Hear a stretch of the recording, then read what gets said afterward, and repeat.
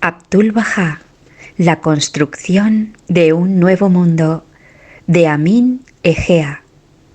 Capítulo 20. Uno de los aspectos más destacables de los viajes de Abdul-Bahá es la gran bienvenida que le dispensaron a él y a su mensaje varias iglesias cristianas.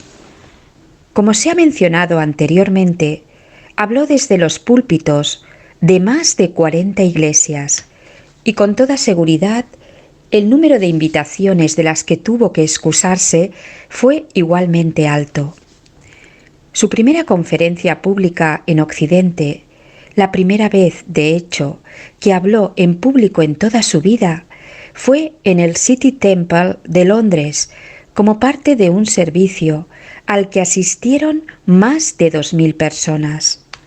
Su primera aparición en público en América fue en la Iglesia de la Ascensión de Manhattan, también en la misa del domingo. Incluso fue invitado a hablar en la convención anual de la Iglesia Unitaria en Estados Unidos. En aquella ocasión fueron unas 1500 personas las que le escucharon. Además, Abdul-Bahá se reunió en privado con un gran número de sacerdotes de diferentes denominaciones. Muchos de ellos se declararon admiradores de su persona y algunos incluso le compararon con un profeta bíblico. Estar en presencia de los profetas de la antigüedad es maravilloso, afirmó, por ejemplo, Edward Swan Weirs, pastor de la Iglesia Unitaria de Montclair. Pero estar en la presencia de los profetas de nuestra propia generación lo es mucho más. Aunque entendía la cortesía detrás de tales expresiones de afecto, a Abdul-Bahá, sin embargo, no le gustaba que se le ensalzara de aquella manera. No soy un profeta, soy un siervo, solía decir cuando recibía tal calificativo. No fueron pocos los sacerdotes que tras conocerle abrazaron abiertamente las enseñanzas de Bahá'u'lláh. Tal fue el caso del pastor unitario Howard Colby Eaves, de la Iglesia de la Hermandad de Jersey City, al que se ha mencionado antes. Llevado por su curiosidad, Eaves viajó a Nueva York para tratar de conocer a Abdul-Bahá en persona. Acudió al hotel donde se hospedaba y ahí, junto a muchas otras personas que habían llegado con el mismo propósito que él, aguardó la ocasión de ver a Abdul-Bahá. Así describió aquel primer encuentro privado. Me encontraba algo apartado de los demás, cuando un murmullo en la sala llamó mi atención. A una cierta distancia de mí se abrió una puerta. De ella salió un grupo de personas y Abdul-Bahá apareció despidiéndose de ellos. Todas las miradas se dirigieron a él. Sus ojos se encontraron con los míos mientras yo le miraba fascinado. Me sonrió y con un ademán que solo la palabra noble puede describir, me indicó que me acercara.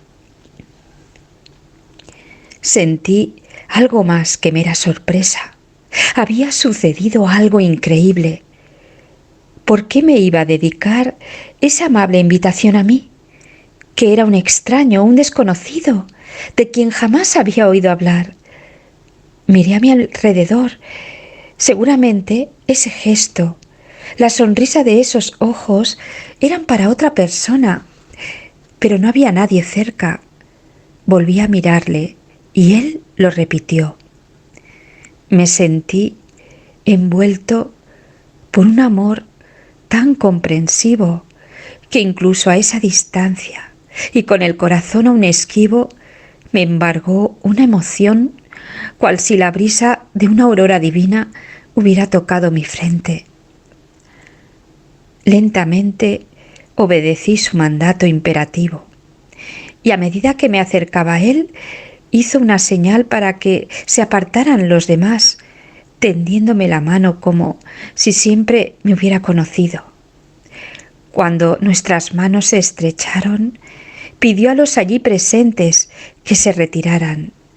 Me condujo a la otra habitación y cerró la puerta. Recuerdo la expresión de sorpresa del intérprete al darse cuenta de que él también debía retirarse.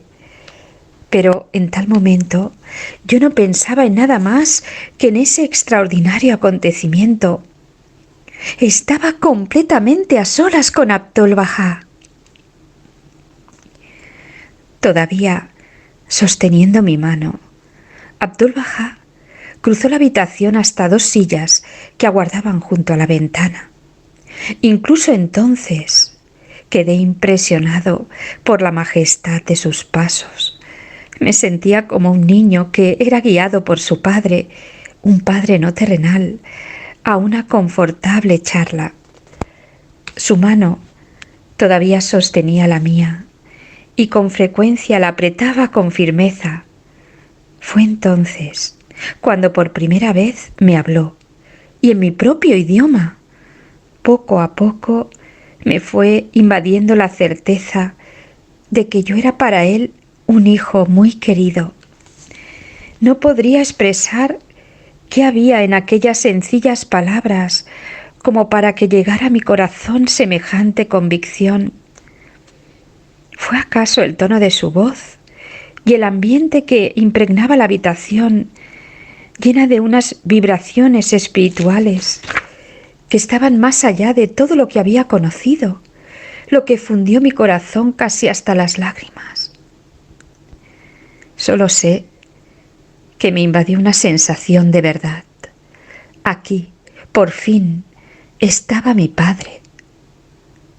¿Qué relación paternal en la tierra podría parecerse a esta?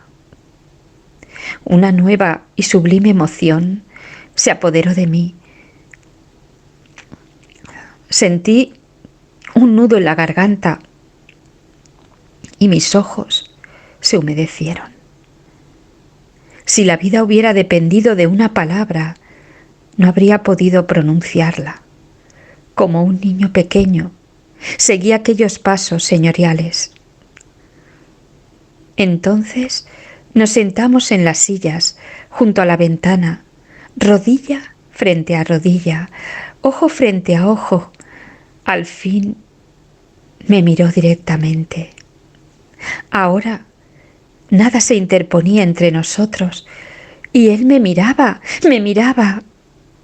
Era como si nunca antes alguien me hubiera visto realmente.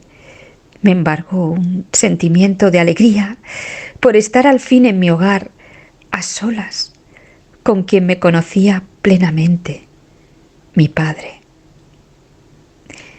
Y mientras me miraba, su rostro reflejaba tal riqueza de pensamientos que si hubiera hablado durante toda una hora, no se podría haber dicho tanto. Manifestaba quizás cierta sorpresa, seguida de tal benevolencia, comprensión, tan inmenso amor, que era como si abriera su ser para recibirme. Y mi corazón se rindió y las lágrimas empezaron a fluir. No lloraba yo, en el sentido común de la palabra, ya que mi rostro permanecía impasible.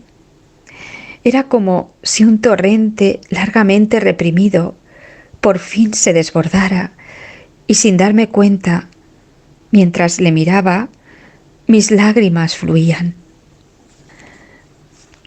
Entonces posó sus pulgares en mis ojos y secó las lágrimas de mi rostro,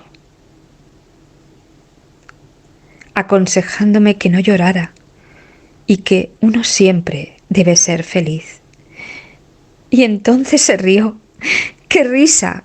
Más sonora y juvenil. Era como si acabara de descubrir la broma más graciosa imaginable, una broma divina que solo él podía entender. Yo no podía hablar.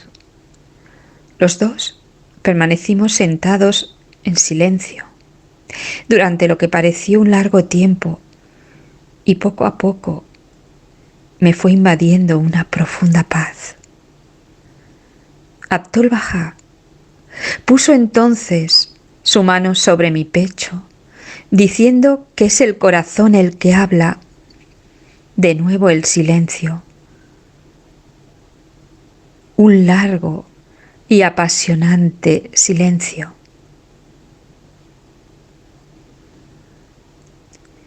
No se dijo nada más, y todo el tiempo que estuve con él no salió ni un solo sonido de mí. Pero no era necesario que yo le dijera nada, y bien que di gracias a Dios porque así fuera. De repente se levantó de su silla, riéndose como si sintiera una dicha celestial. Volviéndose hacia mí, me cogió de los codos, me hizo levantar y me llevó hacia sus brazos. ¡Qué apretón! No fue un simple abrazo. Me crujieron las costillas. Me besó en ambas mejillas, puso su brazo sobre mis hombros y me llevó hacia la puerta. Eso fue todo. Pero la vida nunca ha sido la misma desde entonces. Uno de los temas que trató Abdul Bahá en sus discursos en las iglesias y congregaciones religiosas a las que fue invitado era el de la unidad de las religiones y la necesidad de que éstas se conviertan en causa de amor y progreso en lugar de conflicto y guerra. Para ello, Abdul Bahá compartió con sus audiencias la enseñanza de Bahá'u'lláh mencionada antes, según la cual el fundamento de todas las religiones es el mismo y todas comparten un mismo origen divino. Sobre la base de tal premisa, Abdul Bahá invitó a los diferentes colectivos religiosos con los que entró en contacto a no mirar las diferencias entre religiones, sino al contrario, fijarse en sus puntos en común. Como se ha citado antes, Bahá'u'lláh enseña que cada revelación divina tiene como misión educar a la humanidad de acuerdo con los requerimientos de la época en la que aparece. En todo tiempo y en toda condición, afirma Bahá'u'lláh, los hombres necesitan que alguien los exhorte, los guíe y los instruya y enseñe. Por lo tanto, Él ha enviado a sus mensajeros, a sus profetas y a sus elegidos para que familiaricen a la gente con el propósito divino que subyace en la revelación de los libros y en el surgimiento de los mensajeros, para que todos conozcan el fideicomiso de Dios que está latente en la realidad de cada alma. Puesto que los requerimientos de la humanidad cambian de época en época, también una parte de la revelación divina ha de cambiar.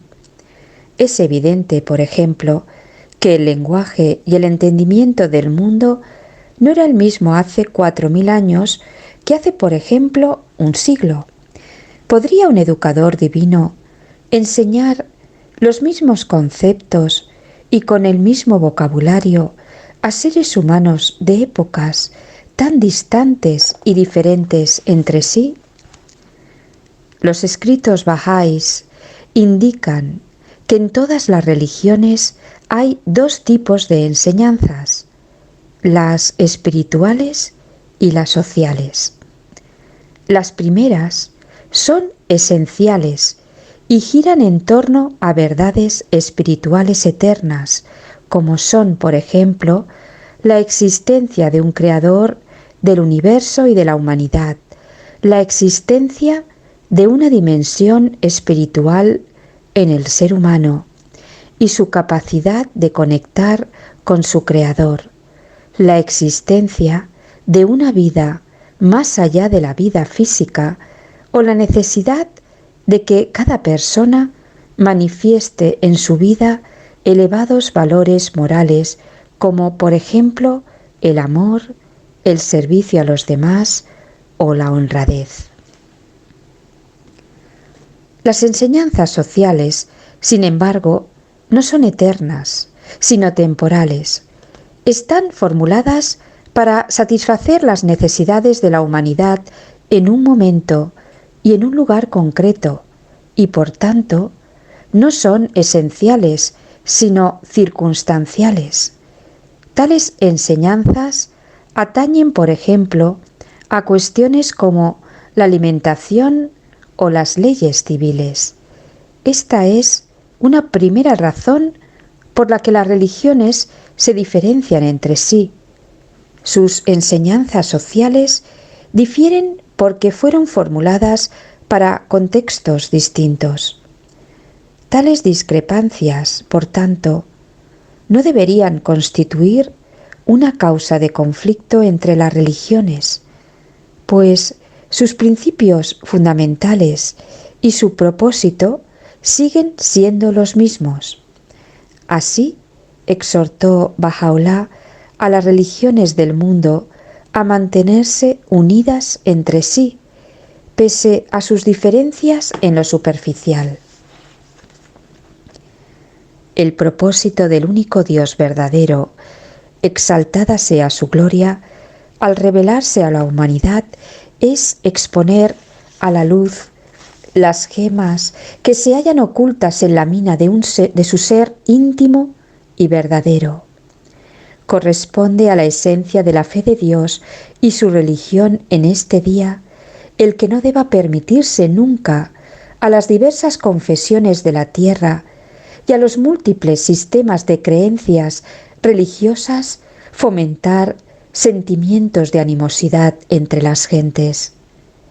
Estos principios y leyes, estos sistemas inmensos y firmemente establecidos han procedido de una sola fuente y son los rayos de una sola luz. Que difieran unos de otros debe atribuirse a los requisitos variables de las edades en que fueron promulgados. Una segunda razón por la que las religiones difieren entre sí es la propia intervención del ser humano. Debido a que las religiones están inmensas en imitaciones dogmáticas y han descuidado sus principios originales, explicó Abdu'l-Bahá en un discurso dado en Nueva York, y puesto que estas imitaciones difieren mucho entre sí, en consecuencia, las realidades de las religiones son discordantes y antagonistas. Estas imitaciones son como nubes que oscurecen el amanecer, pero la realidad es el sol. Si las nubes se dispersan, el sol de la realidad brillará sobre todos y no habrá diferencia de visión. Las religiones estarán entonces de acuerdo, porque fundamentalmente son iguales. El sujeto es uno, pero los predicados son muchos. En consonancia con esta idea, los escritos bahá'ís prohíben toda lucha religiosa y más aún, establecen como una ley la armonía entre las religiones. Asociaos con los seguidores de todas las religiones, como un espíritu de amistad y compañerismo, exhortaba Bahá'u'lláh, quien en otro de sus escritos afirmó que la religión de Dios aspira a alcanzar el amor y la unidad. No hagáis de ella la causa de enemistad o disensión. En la misma línea, Abdul-Bahá invitaba a sus oyentes a abandonar cualquier forma de prejuicio u odio motivado por cuestiones religiosas y a trabajar conjuntamente por el mejoramiento del mundo. Bahá'u'lláh proclamó que puesto que Dios es el pastor celestial y toda la humanidad son las ovejas de su rebaño, la religión o guía de Dios debe ser un instrumento para el amor y compañerismo en el mundo, afirmó en una iglesia de Montreal. Si la religión resulta ser fuente de odio, enemistad y contienda, si se convierte en causa de guerra y de enfrentamientos e incita a los seres humanos a matarse entre sí, es preferible que no exista, pues Dios rechaza aquello que produce odio entre las gentes y ama y aprueba aquello que promueve la camaradería. La religión y las enseñanzas divinas son como un remedio. Un remedio debe ser causa de salud. Si produce enfermedad, es más sabio y mejor no aplicar remedio alguno. Otro de los motivos por el que el papel de las religiones queda desvirtuado es por su oposición al progreso intelectual y científico. Las enseñanzas bahá'ís son categóricas al establecer que ciencia y religión deben ir de la mano. La ciencia ayuda a la comprensión de la realidad física. La religión, por su parte, promueve el conocimiento de las realidades espirituales y fomenta los valores morales. Siendo así, no debería existir contradicción alguna entre ambos sistemas de pensamiento. Los dos son complementarios entre sí y los dos son igualmente necesarios para el progreso de la humanidad. En este sentido, en varias ocasiones, Abdul-Bahá señaló: toda creencia religiosa que no esté en consonancia con la evidencia y la investigación científica es superstición, pues la verdadera ciencia es razón y realidad, y la religión es esencialmente realidad y razón pura. Por tanto, ambos deben concordar. Una enseñanza religiosa que esté en desacuerdo con la ciencia y la razón es un invento humano y una fantasía indigna de ser aceptada. Si afirmamos que la religión se opone a la ciencia, nos falta conocimiento de la verdadera ciencia o de la verdadera religión, pues ambas se basan en las premisas y conclusiones de la razón y ambas deben superar su prueba.